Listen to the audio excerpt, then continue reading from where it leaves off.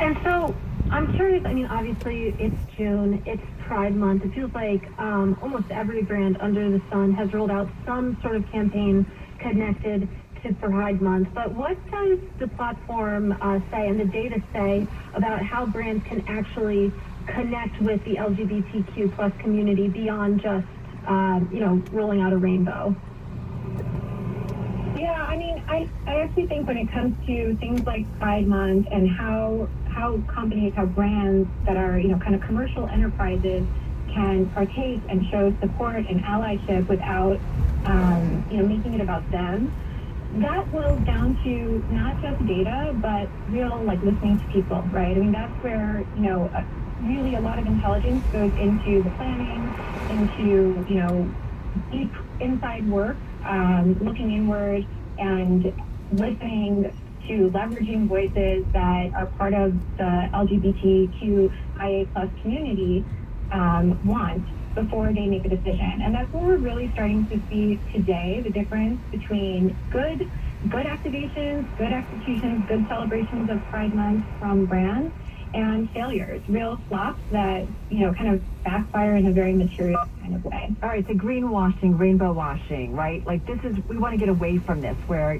somebody just does a great talk but doesn't necessarily walk that talk. So is there companies out there or brands where you're like, spot on, this makes sense? Yeah. I think, first of all, there's been a movement against rainbow washing that is not one size fits all. Older generations, consumers who might have faced extreme times of discrimination as part of this community, they are not so against it. They're kind of like, okay, recognition is something, that's progress. The younger generations, as you kind of go younger and younger, particularly when you get to Gen Z, they want action. They really are sort of like, if you're not doing the actual work, if you're just trying to, kind of capitalize, they're cynical about that and they want to see some action. So companies that are doing a really good job are the ones that are using their offering and also their platform and their resources to, for example, break down stereotypes or bring light to discrimination that this community faces, and connecting that to something about their product and offering. So, for example, Gymshark, a fitness apparel brand, their campaign this year is about telling stories of LGBTQIA plus athletes to try to attack the stereotypes that fitness environments can often perpetuate, being kind of exclusionary, uninviting, full of stigmas. So instead, they're trying to celebrate athletes who fit in this community and celebrate the individuality that should go into a fitness journey instead of saying, kind of fitness and gyms look like this. Mm-hmm. So they're taking a specific area of discomfort, of marginalization, and they're saying, this is something that we have a connection to as a brand, right? And therefore our marketing activation is going to address that thing. It's not general, which I think is key to success here. Well, let's talk about the key to failure then, the sort of the opposite question. I mean, what would be something that wouldn't sing coming from a brand? So a couple of things, consumers hate when companies feel like they're capitalizing on another group's marginalization. So anything that kind of shows quote unquote support but doesn't have any real substance behind it is going to be, at a minimum, not really celebrated.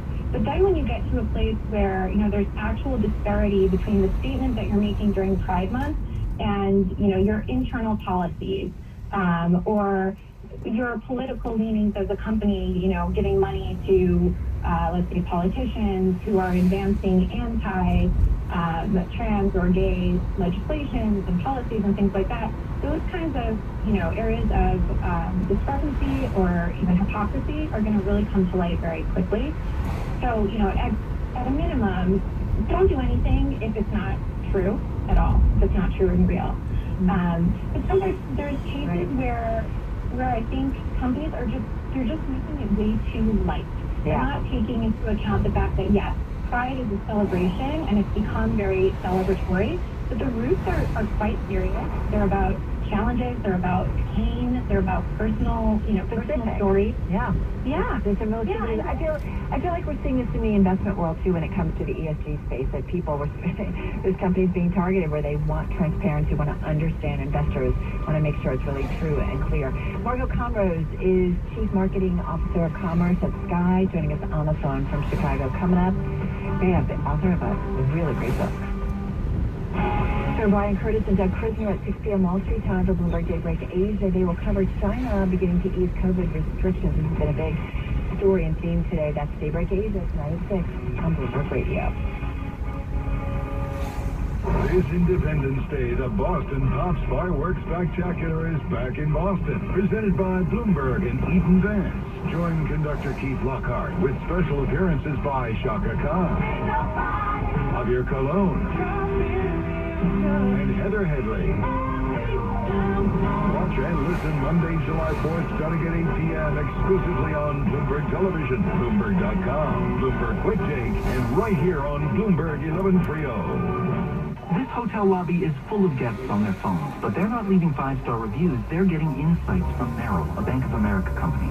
Like this businessman talking to his Merrill advisor about green energy investments. Now that's hospitality.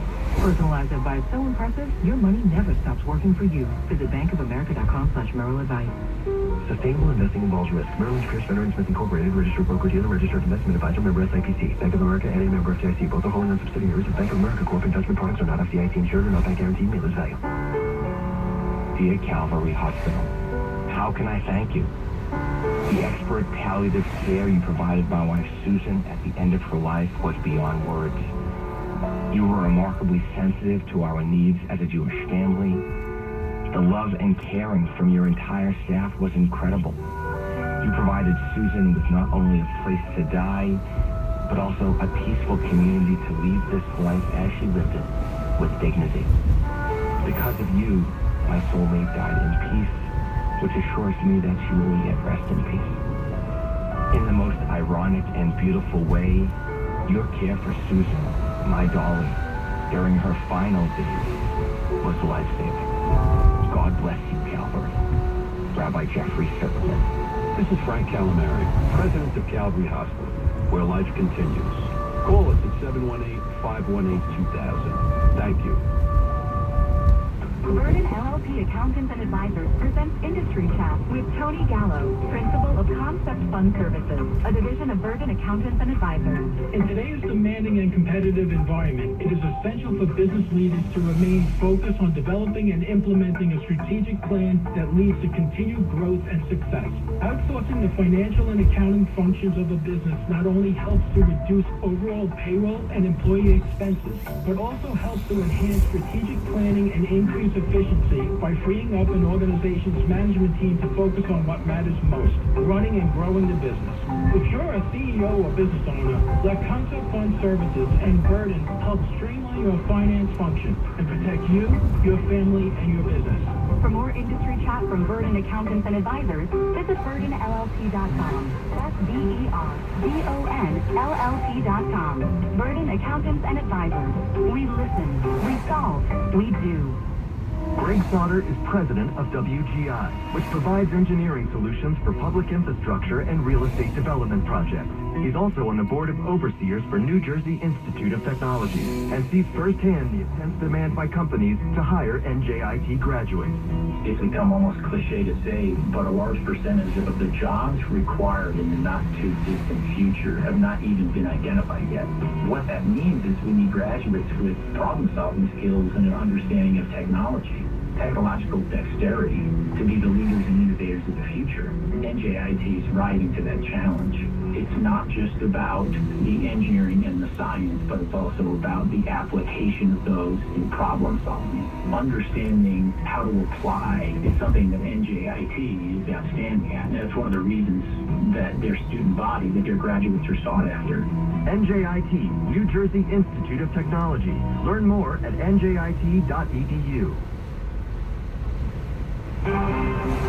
4:29 on Wall Street. That means it's time for another update on traffic. Happens every 15 minutes right here on Bloomberg Radio. All right, let's get back to Ed Kalegi this time around. He's got an update on the Grand Central Parkway. What's up, Ed? Carol, Well, there was an accident on the Grand Central eastbound by the LIE. Two right lanes are blocked, a delay of nearly 25 minutes from LaGuardia Airport. An accident finally cleared on the northbound FDR Drive near the Manhattan Bridge.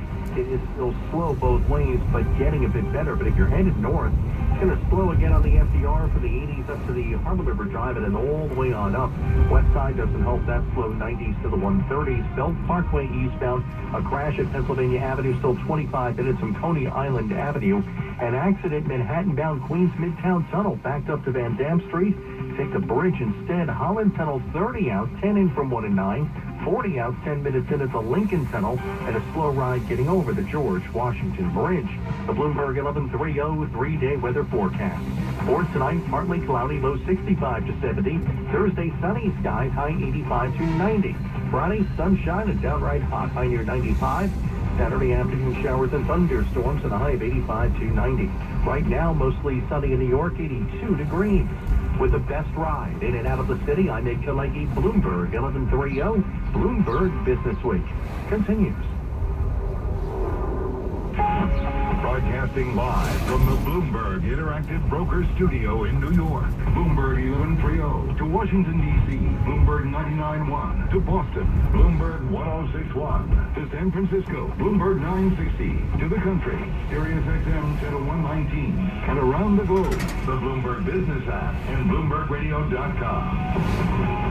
This is Bloomberg Business Week. All right, going to tell you the truth here. Not that I don't always tell you the truth, but I have been so excited about our next guest. I always tell the truth, but I'm really excited about our next guest. He's written a book. It's called The Man Who Broke Capitalism, How Jack Welch Gutted the Heartland, Crushed the Soul of Corporate America, and How to Undo His Legacy. This is someone so revered for so long until he wasn't. The first celebrity CEO. You could venture. Absolutely. All right, we're going to get into it with the author, David Gell, in just a moment. First up, though, back to Charlie Pellet with a check on that trading day. Hey, Charlie. Well, hello there. Turned out to be a mixed finish seesaw session today. Stocks struggled to find direction, Carol, with the S&P ending the day down 2 points, down less than 0.1%. Dow Industrials up 82, gained near 0.3%.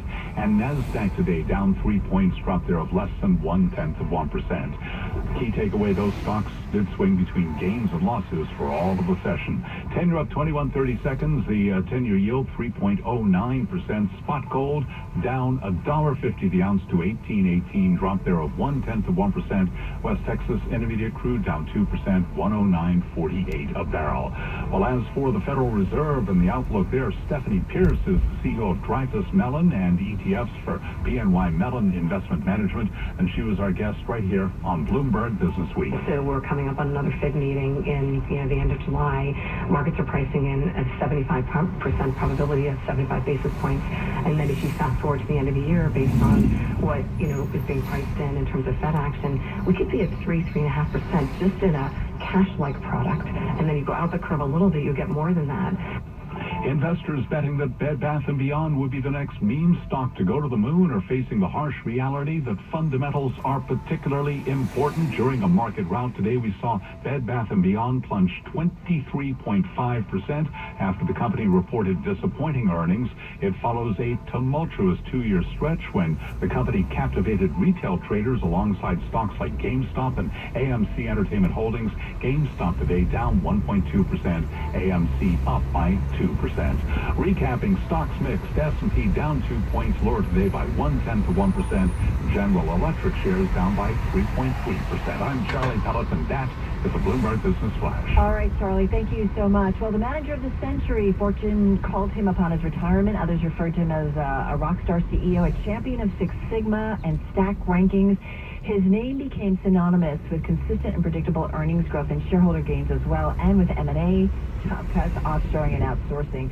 We were talking about the man who broke capitalism, or at least that's what a new book called Jack Welch. Joining us is David Gell, corner office columnist and award-winning business reporter for the New York Times, author of The Man Who Broke Capitalism, How Jack Welch Gutted the Heartland and Crushed the Soul of Corporate America, and How to Undo His Legacy. David joins us via Zoom in Canada. David, I'm delighted. We've been looking forward to talking with you. This book, would you have written it if Jack Welch was still alive? Absolutely.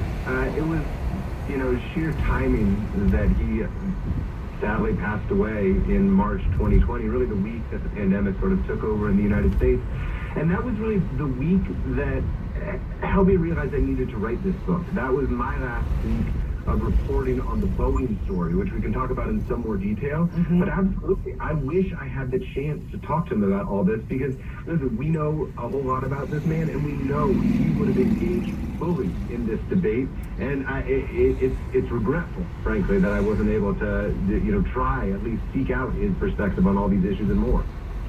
How did he become someone who was so revered? I've reported on so many GE quarters and on the company over my tenure as a business journalist. I mean, how did he go from being somebody who was, as we said, the manager of the century, and we lauded him for his consistency, to someone who we realized, was doing some financial engineering? Well, I think that evolution of how we think about him is still very much underway. There are still people who vehemently dispute with my characterization of him.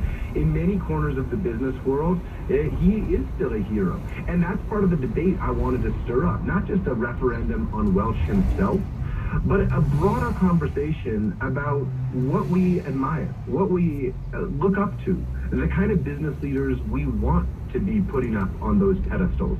So listen, Welch himself had ups and downs during his tenure. We have to remember, shortly after taking over, he wasn't called the manager of the century. He was called Neutron Jack. Because everyone was so upset with his mass layoffs and factory closures. But over the course of his 20 years as CEO, he was able to repair that initial damage to his reputation and go out from the company on top. So this, process of thinking about the legacy of a man so consequential, I don't know that it's ever over. And what I'm trying to do with this book is put his tenure in perspective, yes, but also make it a conversation, I hope, about more than just one man, but about a system. And it's a system that, I don't need to tell you both, has created all sorts of bizarre negative externalities and strange consequences and inequalities that we as a society are still wrestling with every day. Well, David, talk more about that system and, Welch's role in it. I mean, how do we go from the manager of the century into, as you say, the man who broke capitalism? I think the story for me really begins in the post-war years, actually. That was what some people call the golden age of capitalism. And it was so fun to hear just GE stock, mentioned in the ticker right before this segment. Because GE, it's a reminder, has been this influential bellwether bedrock corporation for more than a century. But back then, in the late 40s, the 50s, the 60s, the way GE treated its employees, the way IBM and Johnson & Johnson treated their frontline employees was just fundamentally different than the way we think about major multinational corporations treating most of their employees today. Which is to say, back then, in this golden age of capitalism, companies and CEOs were excited about paying people better and better wages. They were eager to share the wealth that they were creating with their employees, with their suppliers, and even with the government. In the book, I cite the 1953 GE annual